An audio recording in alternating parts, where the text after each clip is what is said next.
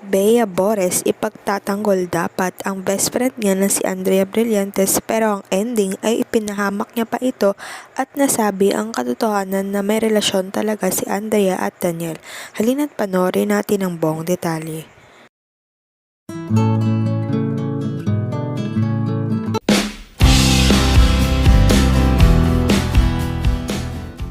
Kalat nga ang latest update ngayon ng Pep.ph sa pagsusumbong ni Andrea Brillantes kay Catherine Bernardo sa kalandian nila noon ni Daniel Padilla.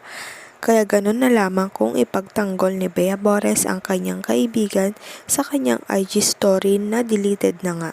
Ayon sa kanyang post, grooming can be done simply by an adult paying attention, showing affection, or giving gifts to a child. It is a dynamic process that depends on the skill of the offender and the reaction of the victim. But are you all ready to talk about this? Nope. Ayon naman sa netizens, just when Bea Bores thought she could use the recent Pep article to victimize her BFF Andrea, then it turned to the other way and became a way to confirm the affair without even realizing it. Let's say victim daw si Blight as per Bea Bores. How can Blight be a victim? Where in fact Blight is so much aware about the relationship of Katniel. Regardless kung mapilit si Guy, bakit ka papatol, Bobo Bea Bores?